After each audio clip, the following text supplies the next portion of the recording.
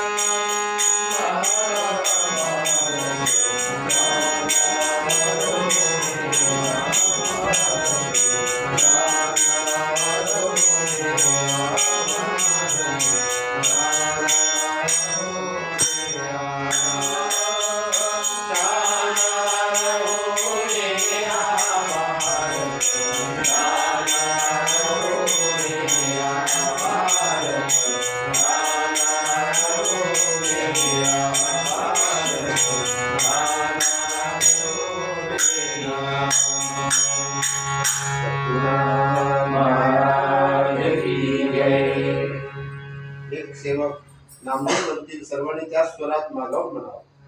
जय बोलो सत धर्मो की जय बोलो सत धर्मो की जय बोलो सत धर्मो की जय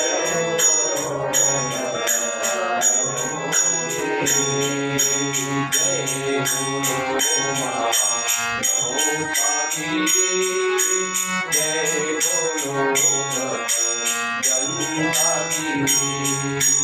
जय बोलो महागौरी जय बोलो जनता की जय बोलो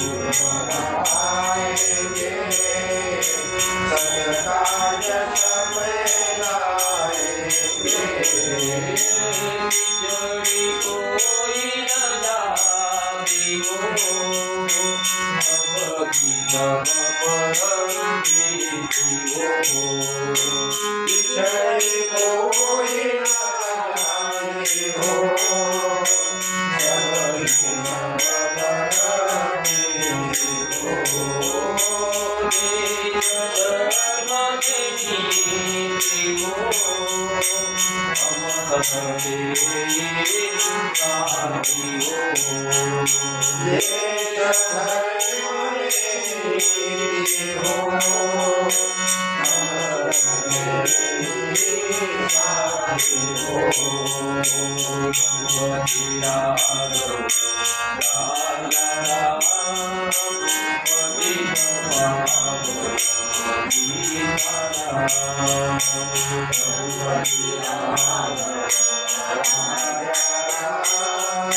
Bye.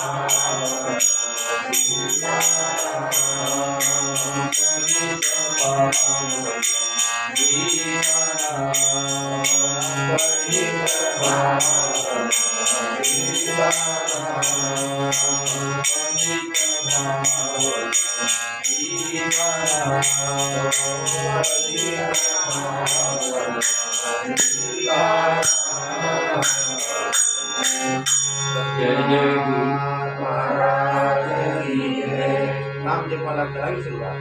जय जय गुरु महाराज गुरु जय जय गुरु जय जय गुरु महाराज गुरु जय जय परब्रह्म सद्गुरु जय जय गुरु महाराज गुरु जय जय परब्रह्म सद्गुरु जय जय गुरु महाराज गुरु जय जय परब्रह्म सद्गुरु जय जय गुरु महाराज गुरु जय जय परब्रह्म सद्गुरु जय जय गुरु महाराज गुरु जय जय परब्रह्म सद्गुरु जय जय गुरु महाराज गुरु जय जय परब्रह्म सद्गुरु जय जय गुरु महाराज गुरु जय जय परब्रह्म सद्गुरु जय जय गुरु महाराज गुरु जय जय परब्रह्म सद्गुरु जय जय गुरु महाराज गुरु जय जय परब्रह्म सद्गुरु जय जय गुरु महाराज गुरु जय जय परब्रह्म सद्गुरु महाराज की जय।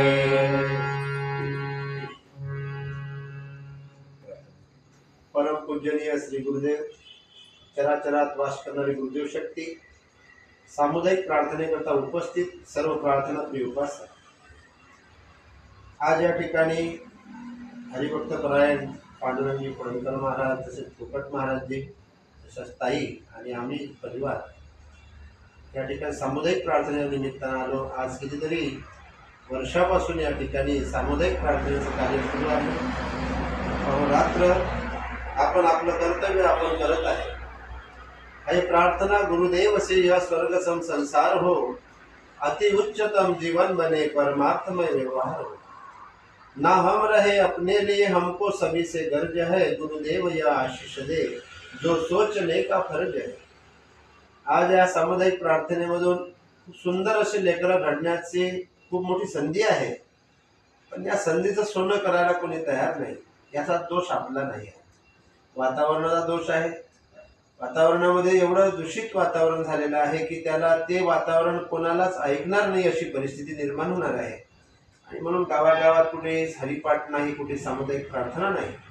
मग खऱ्या अर्थानं घराघरामध्ये असे जरी वातावरण निर्माण झालं तर या वातावरणानं किती आनंद वाटते। आपल्या गुरुदेवाच्या त्या विचारानं कितीतरी मनाला प्रसन्नता वाटते।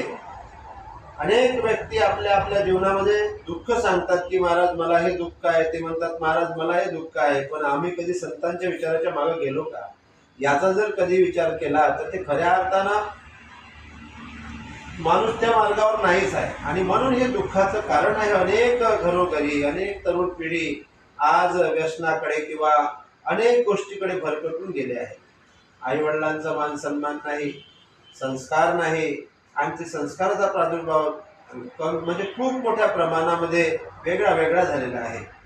आणि संस्कार मिळते कुठून? संस्कार काही कोणा बाजारात मिळणार नाही, तर कुठेतरी आपण आपल्या खाईचं बसुनी करा एकचित्त संत मनाचे। त्याच पद्धतीनं या पडणकर परिवारामध्ये सुद्धा ठाईत बसून आपल्याच घरी सुंदर तकिया ठेवला, आपल्याच घरी सुंदर दिवा लावला, आणि या ठिकाणी नाही कोणी तरी परिवार बसून या ठिकाणी प्रार्थना करतात। खऱ्या अर्थानं ही प्रार्थना तर सर्वांसाठी आहे, ही प्रार्थना सर्वांच्या कानावर गेली पाहिजे, पण सर्वांना त्याचं गरज नाही आहे असं मला वाटते। कारण कसं आहे, माणसाला जेव्हा दुःख होते तेव्हा दवाखाना दिसते, जेव्हा सुख आहे तेव्हा त्याला घर दिसते। पण आज संतांना वाटत होतं की बाबा सगळ्यांपर्यंत ही बाजू पोहोचली पाहिजे, आणि कोणीतरी मंडळी आहे करण्यासाठी, पण त्याच्या मागे मागे यायला कोणी तयार नाही। संत गरजून या सांगे जावे त्यांच्या मागे मागे, संत गरजून सांगून गेले की मागे मागे या, पण कुणाला त्या मागे येण्याची म्हणजे हावच दिसत नाही, चुकीच्या मार्गावर जाण्याची वाव जास्त आहे। या परिस्थितीमध्ये सुंदर अशा इंदापूर गावामध्ये कोणतरी करणारे माणसं आहेत। फुकट महाराज जी आहेत, विनोदजी फुकट महाराज, तसेच आमचे पांडुरंगजी पडणकर महाराज आहे। खूप कळकळीने या ठिकाणी करतात. या संधीतून सोनं जर या इंजापूर गावातल्या काही पोरांनी, काही मंडळींनी, काही मुलांनी, काही मुलींनी जर घेतलं असतं तर आज किती सुंदर नंदनवन झालं असतं. या गावामध्ये, या इंजापूर गावामध्ये सुंदर हनुमंतरायाचं मंदिर आहे.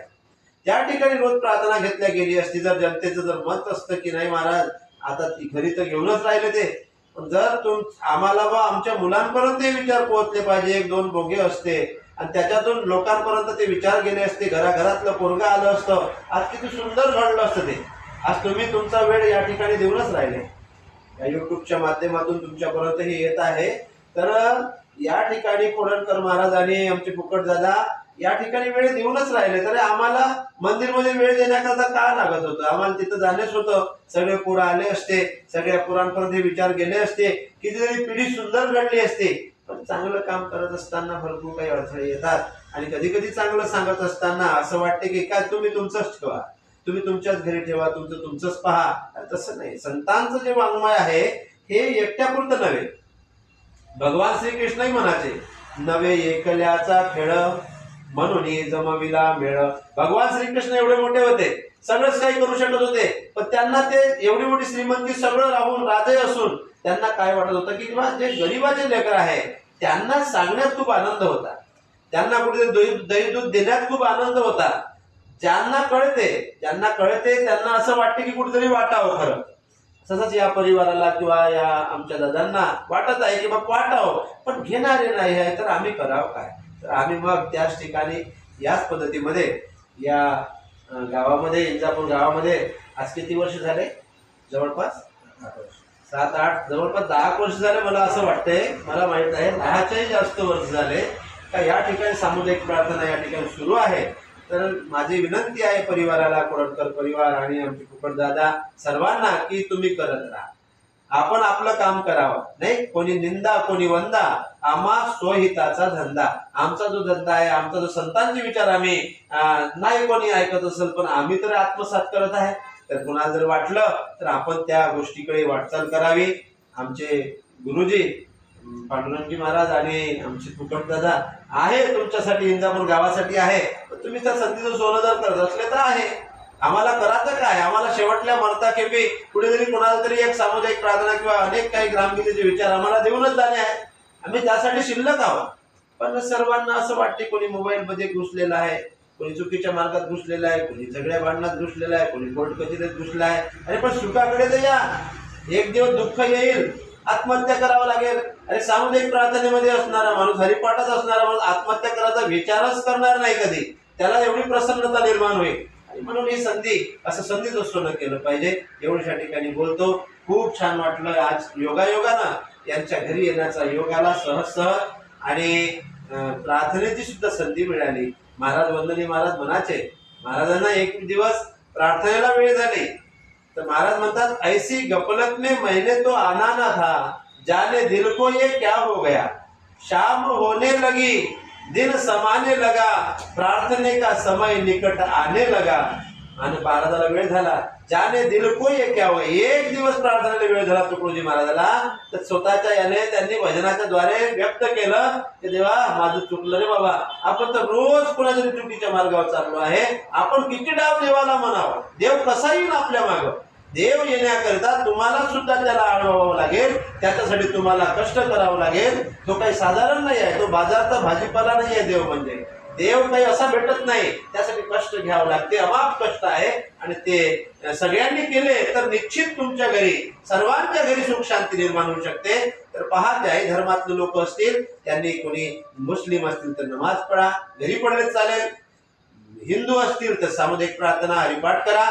आणि जर सर्व धर्माचे लोक एकत्र यायचे असेल तर सामुदायिक प्रार्थनेची संधी दिली आहे की मैदान पट बिछाया, डाला है एक आसन, सब देवता समाता, मंदिर ये हमारा सबके लिए खुला है, मंदिर ये हमारा मतभेद को भुला है, मंदिर ये हमारा. आओ सभी मिल जाएंगे, प्रभु ध्यान धरेंगे, सबका भला हो जग में ही आवाज करेंगे.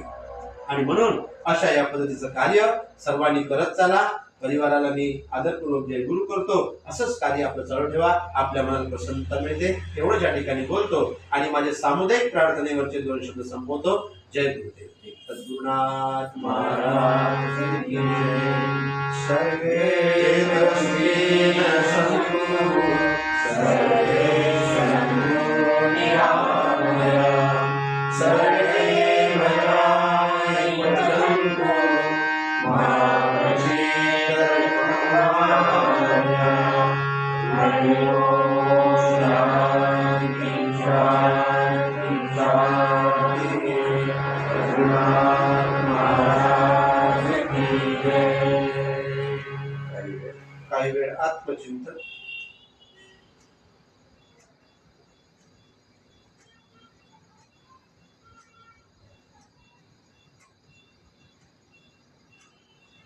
सद्गुरुनाथ महाराज की जय। सर्वांना सामूहिक नमस्कार.